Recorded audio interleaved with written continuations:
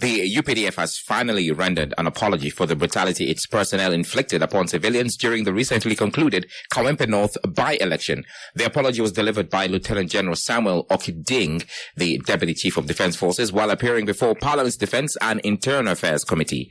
He described the brutality as operational mistakes made by individuals who ran amok when they were provoked. The Army's apology followed concerns raised by Luemiaga County MP Theodore Sechkubo, who tasked the UPDF officials to clarify whether the Army was infiltrated by wrong elements. Since the Commander-in-Chief, President Museveni, denied issuing instructions for the Army to brutalize the people of Kawempe. Lieutenant General Okiding said the individuals behind the brutality have been arrested and are under investigation. We shall apologize to this committee. We are very sorry. We saw what happened. It was purely operational mistakes. That is not our doctrine. There are those who cannot control emotional questions. When you provoke somebody overreacts. That occurred out of provocation, but it didn't warrant that degree of reaction. We saw it and we took action. People were arrested. A committee was constituted to investigate. As we speak, they are in jail and the investigations are going on.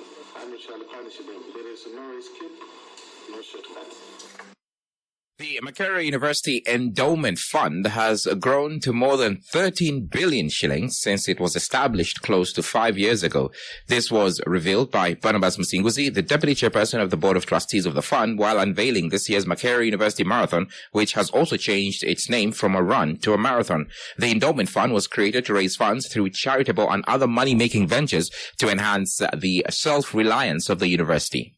The name change reflects the growth of the event, which will now have a 5-kilometer run and walk, 10, 21, and 42-kilometer marathons. He says they have also made the event more professional by acquiring timing chips, among others, which will make it more competitive and fun, and also attract more people from the athletics fraternity and the general public.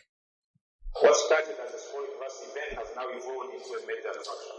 Starting this year, it will officially be known as the Makerere University Marathon, with the introduction of the 42.2-kilometer full marathon race. To professionalize the event, we are also incorporating race signing chips, cash prizes for winners, among other things, with a vision of making it a regionally recognized major race by 2027.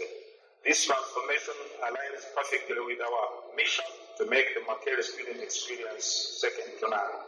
Sports are not just for fitness, they are a powerful tool for community building. The Ministry of Health is urging learning institutions to collaborate in finding solutions to the country's pressing health challenges.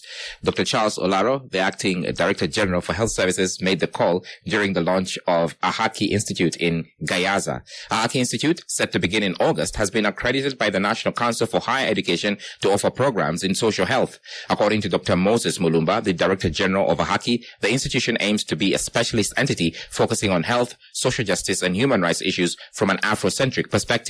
Dr. Olaro emphasized the need for institutions like Ahaki to contribute to research and homegrown solutions to tackle challenges of maternal and child mortality, teenage pregnancies, and non-communicable diseases.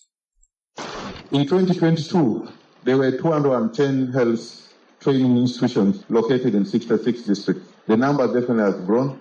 But what we need that we now need to focus training on those areas where we do not have the specialized cases. Those are them we can be able to address that. But we need to be able to improve aspect of oversight and coordination, because it's just not a mass aspect of training, but we must be able to address aspect of quality. That do we have people who will come out of this institution and they will be a representative of the institution. At least 85 refugees from South Sudan entered Uganda yesterday at the border town of Busia, seeking asylum following renewed insurgency in South Sudan.